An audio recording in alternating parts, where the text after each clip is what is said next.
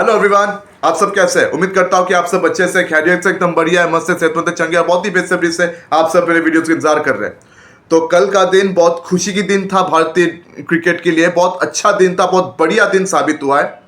2 नवंबर 2025 ये तारीख ऑलरेडी ऐतिहासिक तारीख बन चुका है भारतीय महिला क्रिकेट के लिए, क्योंकि भारतीय महिलाओं ने वर्ल्ड कप जीतकर हम सबका सर गर्व से ऊंचा कर दिया, हम सबका सीना एकदम गर्व से चौड़ा हो गया उनके लिए। तो भारतीय महिलाओं ने वर्ल्ड कप जीतकर हम सबका दिल तो खुश किया ही है, पर इनसे पहले भारतीय मर्दों ने ऑस्ट्रेलिया को तीसरा T20 मैच में हराकर हम सबकी लाज बचाई है। फिलहाल उन्होंने T20 सीरीज को 1-1 से स्क्वायर किया हुआ है। अभी 2 और T20 मैचेस बाकी है। अगर ये 2 T20 मैचेस भारत जीत जाती है तो भारत सीरीज पर कब्जा कर लेगी, वरना भारतीय टीम सीरीज नहीं जीत पाएगी। अगर एक भी T20 मैच यहां से भारत हारता है तो भारत इसके बाद ज्यादा से ज्यादा सीरीज को 2-2 से टाई कर पाएंगे या फिर हार सकते हैं। तो देखिए, कल भारतीय टीम के तरफ से हमने 3 चेंजेस देखे। सूर्य कुमार यादव ने 3 खिलाड़ियों को बैठाया, उनमें से एक थे हर्षित राणा। तो हर्षित राणा को सपोर्ट करने के चक्कर में बहुत ही कंट्रोवर्सी खड़ा हुआ है। हर्षित राणा को लेकर बहुत सारे सवाल पैदा हो रहा था कि उनसे ठीक से बॉलिंग नहीं हो रही, ठीक से बल्लेबाजी नहीं हो रही, और एक आध मैच में उन्होंने अच्छी गेंदबाजी कर ली, पर इसके मतलब तो ये नहीं ना कि उन्होंने हर एक मैच पे अच्छी गेंदबाजी कर ली है। एक मैच के लिए उनको 100 मैच पे मौका देना, ये किसी भी एंगल से सही नहीं बनता। और हर्षित राणा, उस पर बहुत प्रेशर है। माना कि गौतम गंभीर का सपोर्ट है, लेकिन उस पर प्रेशर भी बहुत ज़्यादा है, क्योंकि हर्षित राणा से गेंदबाजी ठीक से हो नहीं रही है। और हर्षित राणा के चक्कर में अर्शदीप सिंह को पिछले 2 T20 मैच में बाहर बैठना पड़ा। पहला T20 मैच तो बारिश की वजह से पूरा हुआ नहीं, पर दूसरा T20 मैच अर्शदीप सिंह को खेलने का मौका मिला नहीं। तो तीसरा T20 मैच में अर्शदीप सिंह को मौका मिला हर्षित राणा की जगह। फिर संजू सैमसन को बैठाकर जीतेश शर्मा को मौका दिया गया। विकेट कीपर बैट्समैन के तौर पर जीतेश शर्मा ने खेल लिया। और तीसरा जो चेंज किया गया वो था कुलदीप को बैठाकर वॉशिंगटन सुंदर को लिया गया। तो देखिए, कुलदीप यादव को लेकर हम सब थोड़े से ज्यादा इमोशनल है, क्योंकि कुलदीप यादव जो है बहुत ही बढ़िया गेंदबाज है।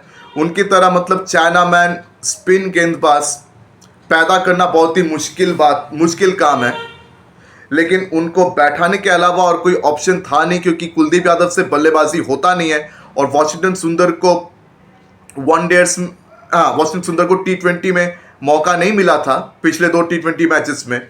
तो इस बार वॉशिंगटन सुंदर को उन्होंने मौका दिया कुलदीप को बैठाकर। तो ये तीनों चेंजेस सूर्य कुमार यादव ने किए। और हाँ, एक और चीज अलग हुआ, वो है कि भारतीय टीम ने कल टॉस जीता। मतलब इससे पहले जितने भी मैचेस हुए भारतीय टीम ने हर एक मैच पर टॉस हारा। एशिया कप से भारतीय टीम टॉस हारते आए हैं। और ऑस्ट्रेलिया में जो 3 वनडे मैचेस हुए वहां शुभमन गिल भी टॉस हारे, और पिछले 2 T20 मैचेस में भी सूर्य कुमार यादव टॉस हारे हुए थे। तो कल सूर्य कुमार यादव ने फाइनली टॉस जीता और उन्होंने गेंदबाजी का फैसला लिया। तो देखिए, गेंदबाजी के तौर पर अर्शदीप सिंह ने बहुत बढ़िया शुरुआत दी थी भारतीय टीम को। पहले उन्होंने चलता किया ट्रेविस हेड को, जो कि एक खतरनाक बल्लेबाज है। भारत के खिलाफ उनका बल्ला गरज उठता है, तो उस ट्रेविस हेड को उन्होंने चलता किया। फिर जॉश इंग्लिश को भी बहुत जल्दी पवेलियन भेज दिया। पर उसके बाद आई टीम डेविड। तो अब ऐसा हुआ कल भारतीय बॉलर्स के लिए कि वो प्रिपरेशन करके आए थे मिचेल मार्श और इस ट्रेविस हेड के लिए, लेकिन आउट ऑफ सिलेबस आ गए टीम डेविड, क्योंकि टीम डेविड ने आते ही छक्के चौके की बारिश कर दी। और हाँ, ऊपर से टीम डेविड का एक कैच भी ड्रॉप किया था वॉशिंगटन सुंदर ने। बहुत बड़ा मौका था, वॉशिंगटन सुंदर ने उसको गवा दिया। तो उसके चलते टीम डेविड ने बहुत धोया भारतीय गेंदबाजों को। 38 गेंदों में उन्होंने 74 रन की पारी खेली। जब तक टीम डेविड क्रीज पर थे, किसी भी भारतीय गेंदबाज की बिल्कुल भी नहीं चली। मतलब जिस भारतीय गेंदबाज को भी उनके सामने रखा गया, सबको छक्के चौके मारा। बुमराह को भी नहीं छोड़ा, शिवम दुबे को तो छक्के चौके मार मार कर उनको तो एकदम भूत बना के रख दिया था। और भारतीय जितने स्पिनर्स थे, अक्षर पटेल को बहुत मार मार के मतलब हवा टाइट करके रख दिया था अकेले इस टीम डेविड ने, और वरुण चक्रवर्ती को भी बहुत छक्के चौके पड़े।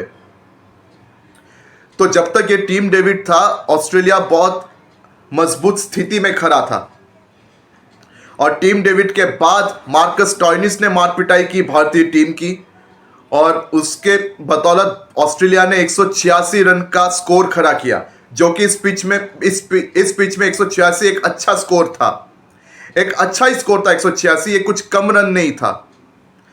पर खैर जो भी हो, मार्कस स्टोइनिस और टीम डेविड के चलते ये स्कोर खड़ा हुआ। टीम डेविड ने 38 गेंद में 74 रन किया, और मार्कस स्टोइनिस ने 39 गेंद खेलकर 64 रन की पारी खेली। उनके वजह से ऑस्ट्रेलिया 186 रन तक पहुंच गए बड़े आसानी से, और भारतीय गेंदबाजों को बहुत मार पड़ी। शिवम दुबे को फ्रंटलाइन बॉलर के तौर पर इस्तेमाल किया सूर्य कुमार यादव ने, जो प्लान एक्चुअली फेल हो गया। हाँ, बहुत मार खाने के बाद उनको टीम डेविड का विकेट तो मिला, लेकिन शिवम दुबे को तब तक बहुत मार पड़ गई थी, ऑस्ट्रेलियन टीम ने बहुत रन बना लिया था। ऐसा लग रहा था कि शायद भारतीय टीम के लिए मैच जीतना बहुत मुश्किल होने वाला है। ठीक है, बहुत मुश्किल होने वाला है ऐसा लग रहा था। अर्शदीप सिंह ने 3 विकेट लिया था 35 रन देकर, तो वो भारतीय टीम के लिए एकदम पिक ऑफ द बॉलर्स थे। अर्शदीप सिंह ने 3 महत्वपूर्ण विकेट्स लिए।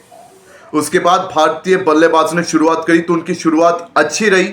अभिषेक शर्मा अपने अंदाज से बल्लेबाजी करना शुरू किया, छक्के चौके मारकर। शुभमन गिल ने उनका साथ निभाया। तो जब तक अभिषेक शर्मा क्रीज पर होता है, आप सब जानते हैं कि वो क्या धमाल मचा देता है, क्योंकि अभिषेक शर्मा 15-16 गेंद जो खेल जाते हैं, उन 15-16 गेंद में जब वो 30-32 रन कर जाते हैं, तो भारतीय टीम पर इसका क्या असर पड़ता है, इसके बारे में हम सब अच्छे तरीके से वाकिफ है।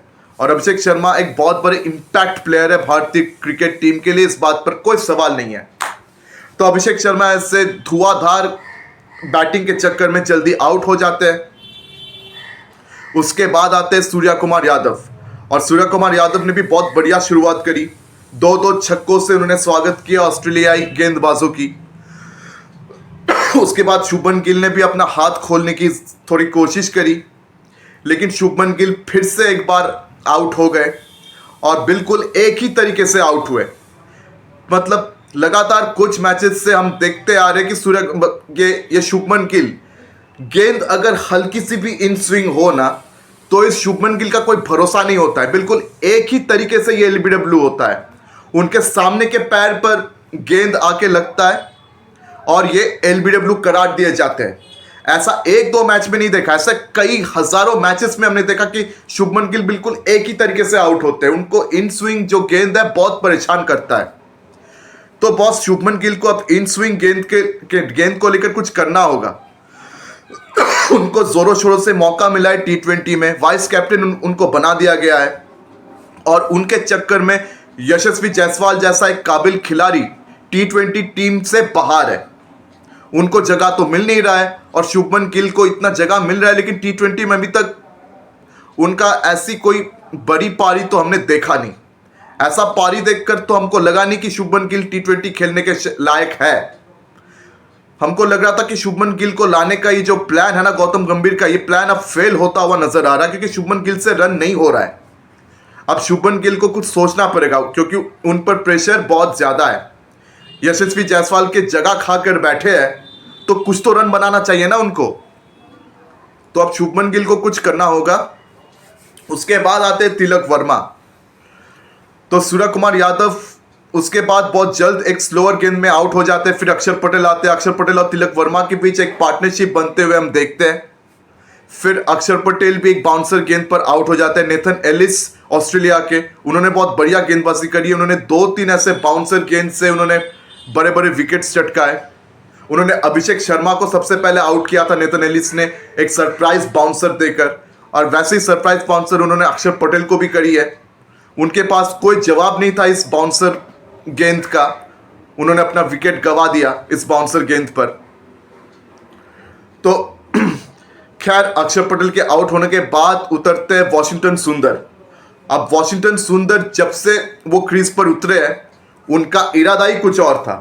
वॉशिंगटन सुंदर का सिर्फ एक ही इरादा था कि कैसे गेंदबाजों के छक्के चौके छुड़ाया जाए।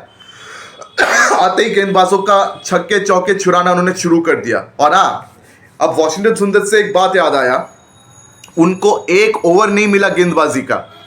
मुझे एक बात समझ में नहीं आया कि सूर्य कुमार यादव की दिमाग में चल क्या रहा था। इन्होंने ऑलमोस्ट सबसे गेंदबाजी करा लिया, इन्होंने शिवम दुबे से गेंदबाजी करा लिया, अभिषेक शर्मा से भी एक ओवर उन्होंने गेंदबाजी करा ली, वरुण चक्रवर्ती ने भी गेंदबाजी करी, जसप्रीत बुमराह ने गेंदबाजी करी, अर्शदीप सिंह ने गेंदबाजी करी। लेकिन एक बात समझ में मुझे नहीं आया कि क्या गलती हो गई थी वॉशिंगटन सुंदर से कि इन्होंने गेंदबाजी नहीं करी। वो तो फिट थे, उनसे गेंदबाजी क्यों नहीं कराया सूर्य कुमार यादव ने, ये मुझे समझ में नहीं आया।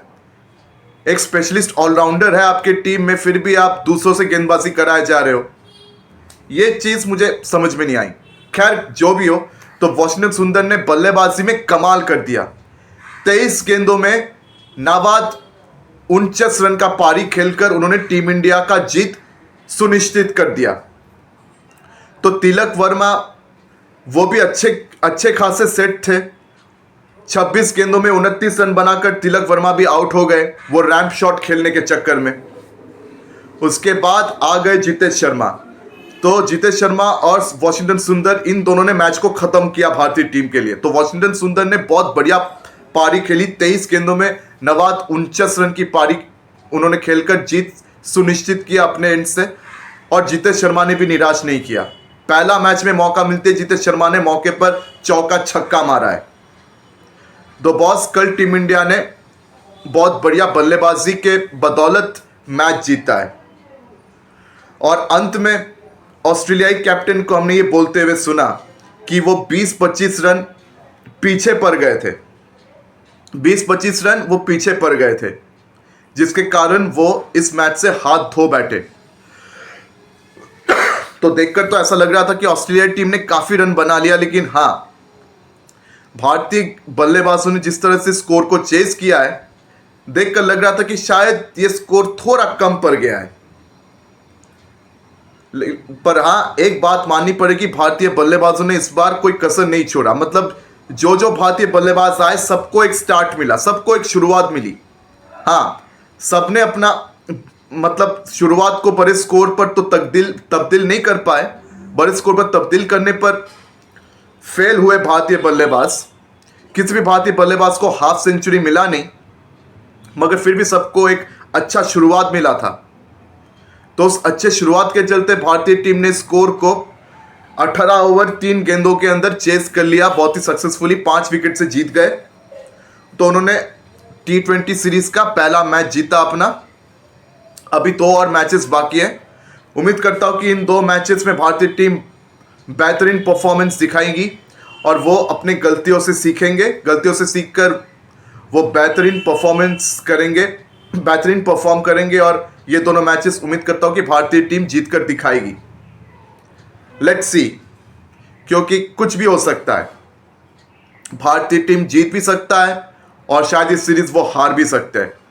लेकिन अगर भारतीय टीम को सीरीज जीतना है तो ये दोनों मैचेस ही उनको जीतना पड़ेगा। अगर दोनों में से एक भी मैच भारतीय टीम हारता है तो ये सीरीज वो जीत नहीं पाएंगे। और भारतीय टीम को अपना लाज बचाने के लिए ये 2 मैचेस कम से कम जीतना है, क्योंकि वनडे सीरीज से ऑलरेडी ये भारतीय टीम हाथ धो बैठा है। तो कम से कम T20 सीरीज ही जीत लिया जाए, कम से कम इतना काम तो कर ही सकते हैं ना भारतीय टीम। और हाँ, एक चीज और, हार्दिक पांड्या की कमी बहुत खल रही है टीम इंडिया को। देखिए, उसके लिए अजित अगरकर या गौतम गंभीर जिम्मेदार नहीं है, क्योंकि हार्दिक पांड्या एशिया कप खेलते वक्त उनको बाएं हाथ पे एक गहरा चोट आया, जिसके कारण उनको टीम में शामिल नहीं किया गया। और हार्दिक पांड्या की आदत है चोटिल होने का। तो बस, ये अजित अगरकर या गौतम गंभीर की गलती तो नहीं है और उनकी कमी भारतीय टीम को खल रही है। क्योंकि हार्दिक पांड्या जैसे ऑलराउंडर्स जब टीम इंडिया में शामिल होते हैं तो टीम इंडिया में ये बेहतरीन बैलेंस बनाकर रखते हैं। क्योंकि हार्दिक पांड्या जो है स्पेशलिस्ट पेसर्स की तरह गेंदबाजी करते हैं और एक स्पेशलिस्ट मिडिल ऑर्डर बल्लेबाज की तरह आके रन भी बनाते हैं, छक्के चौके भी मारते हैं। तो उनके जैसा खिलाड़ी भारतीय टीम के लिए होना बहुत ही ज़रूरी है। और बहुत ही दुख के साथ, अफसोस के साथ मुझे कहना पड़ रहा है कि अभी तक हमारे पास हार्दिक पांड्या का कोई प्रॉपर रिप्लेसमेंट नहीं है। देखिए, नीतीश रेड्डी से हमारी उम्मीद थी, पर नीतीश रेड्डी ने अब तक जो खेल दिखाया है उससे एक बात तो पता चल गया कि भाई ये हार्दिक पांड्या का प्रॉपर रिप्लेसमेंट हो नहीं सकता। क्योंकि नीतीश रेड्डी से गेंदबाजी ठीक से होता नहीं। हाँ, वो बल्लेबाजी ठीक ठाक कर लेते हैं, लेकिन गेंदबाजी उनसे ठीक से होता नहीं। और शिवम दुबे की गेंदबाजी मुझे बिल्कुल भी पसंद नहीं है, क्योंकि शिवम दुबे ये जब भी गेंद डालते हैं ऐसा लगता है कि ये गेंद डाल के बड़े एहसान कर रहे हैं। मतलब इनसे गेंदबाजी होता ही नहीं है ठीक से। इनका लाइन लेंथ हमेशा गलत होता है, कभी लाइन गलत होता है तो कभी लेंथ गलत होता है। इनका पेस भी कितना है, 124, 25, 126, ये उनका एवरेज पेस है। 124 से 126, 27 ये शिवम दुबे का एवरेज पेस है। और उस पेस में भी उनसे ठीक से लाइन लेंथ पर गेंद नहीं डाला जाता। ना उनका लाइन सही रहता है, ना उनका लेंथ सही रहता है। कभी गेंद हद से ज्यादा शॉर्ट होता है तो कभी गेंद का लाइन ही गलत होता है। मतलब छक्के चौके उनके हर एक गेंद पर लिखा होता है। मतलब बल्लेबाज को जब भी शिवम दुबे जैसा गेंदबाज दिखता है तो बल्लेबाज का दिल खुश हो जाता है, क्योंकि उन्हें मालूम है कि शिवम दुबे को मारना उनके लिए बहुत ही आसान है। क्योंकि शिवम दुबे ऐसे खराब लूज गेंद तो करेंगे ही और उनको मारना आसान हो जाता है। तो भारतीय टीम को इस बात पर गौर फरमाना पड़ेगा। तो अभी फिलहाल और कुछ कहना बाकी नहीं है। तो मेरी वीडियो अगर आपको पसंद आई तो मेरी वीडियो को लाइक करें, ज़्यादा से ज़्यादा शेयर करें। हाँ, मेरे चैनल को सब्सक्राइब करना बिल्कुल भी मत भूलिए। तो आज आप सबसे विदा लेता हूँ, फिर मुलाकात होगी अगले वीडियो में। धन्यवाद।